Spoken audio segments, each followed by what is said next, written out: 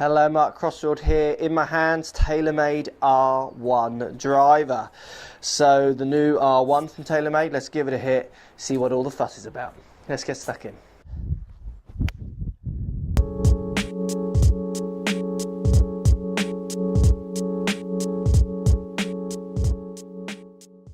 Right guys, TaylorMade R1. This is the white-headed driver with a facelift. It's got the new wall paint on the top. We've got adjustability, adjustability, adjustability. So with this club, we've got lofts going from 8 all the way up to 12 degrees with lots of stops in between. So nearly every loft you could ever dream of in this one club. So the club comes with no loft. You adjust it to the loft you want.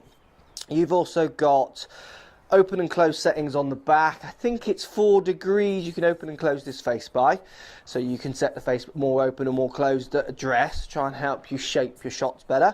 And you've also got heel and toe weighted, so heavier weights on either side can give it more of a draw or fade or neutral bias. So definitely the R1 is going for it on the adjustability. The loft sleeve's really good. I like this. We're seeing this in Nike's clubs as well, so you're getting every loft option, which I think is quite a good idea. I mean, certainly for someone who's, you know, fitting people with clubs, it helps me. I like the tagline with it. 80% of golfers apparently, so 80% of you lot have got the wrong loft, TaylorMade are telling us. So my question to that 80% of people is, where are you buying your clubs? 80% of my customers haven't got the wrong loft. So I'm not quite sure why that 80% of people are buying the clubs and why TaylorMade are allowing them to buy the wrong clubs, but that's just me being a bit cynical. So their solution to 80% of the golfers having the wrong loft is to give you every loft and then just completely bamboozle you so you haven't got a clue which loft you want. But anyway, that's me taking their marketing a little bit too serious. I like the sleeve, that it gives it more options for me personally. The fact that it tells you got 80% of people got the wrong loft and then gives you every loft kind of, to me, almost seems like a bit of a contradiction. Just go and get custom fit with a decent launch model and get the right loft. This is an expensive club, you know. Anyway, looking it down by the ball, putting it down by the ball, club looks pretty damn funky. You've got this kind of triangular pattern. It's very jazzy, which you'd expect from this company. What else, you know, would you expect? They're not subtle in any way, but it's a good looking club. I like the look of it. The tagline with it is that it helps you line up to the ball a bit better. I didn't see anyone with R11 before aiming up with the face completely skew-if. Where's my funny triangular shape at the back? But it does look quite nice and quite funky. You got the white top, black face, which always looks stunning. We're going to give this one a hit. Let's see what it feels like. I've just got it all set up as neutrals. Basically, I've got it still set in the 10 degree loft as well. This is just their standard stiff shaft. Here we go. Let's give it a hit, see what it feels like. Definitely down by the ball. Does look very nice. Okay, it's quite loud, which I'd expect. Feels solid off the face as well, which I'd expect. These guys do make good drivers.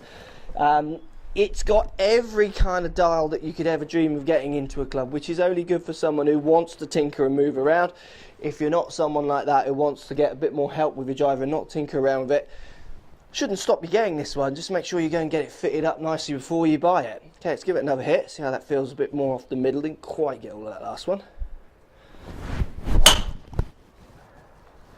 Very nice flight. It's a relatively true flight, but the thing with this club as well, in relationship to the ball flight, is I know I could play with the settings on this club and almost get whatever ball flight I want, so it's kind of irrelevant. This is almost every club that's ever been made in one. How this style on the bottom is going to last over time, I'd be interested to know. I know there was a few issues with R11 where the bottom plate was almost coming off a few clubs as people would whack the ground with it.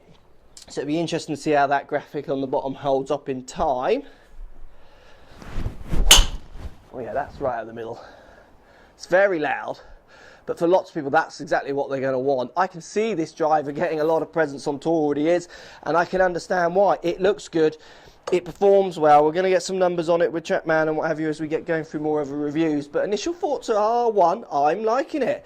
It's a shame 80% of us have all got the wrong loft. But you buy R1, you've got every chance of getting the right loft. You might just have to try 12 different settings as you go. R1 is a good looking, It's a nice shape. It's not, TaylorMade can have some funny shapes sometimes. It's quite a classic shape, slightly stretched back at the back. Relatively loud, but nice flight, and like I say, you can get any flight out of this club by dialing it around. R1, I'm liking that, guys. Let me know what you think. Post comments. I quite like the new colourway on top. It's quite jazzy. It's not going to be for everyone, but I like it. Does it serve a purpose apart from make it look better? Not really. It just makes it look better. All the adjustability is fine if you're into that. So I would always get this set up in one way and keep it there. I wouldn't be playing around with the adjustability so much. But it's clever the way you can adjust this club. Let me know what you think. Post comments down below. I know there's loads of TaylorMade fans out there. Definitely a club I can see lots of people using. It has a lot of good points to it. Thanks for watching, guys. Post comments. Love to hear what you got to say, and we'll speak to you all soon. So if you like what's going on here, don't be afraid to subscribe to the channel. Also thumbs up the video, post comments. Love to hear what you guys got to say. Let's keep it social. The more we talk, the more we share, the easier this game will get for everybody. So if you want to find me on Facebook here, you can find me on Facebook. If you want to tweet me, find me on Twitter here as well. Just follow the links, all in the description. Come and join the show. Get active, get involved, get playing some better golf. Thanks for watching.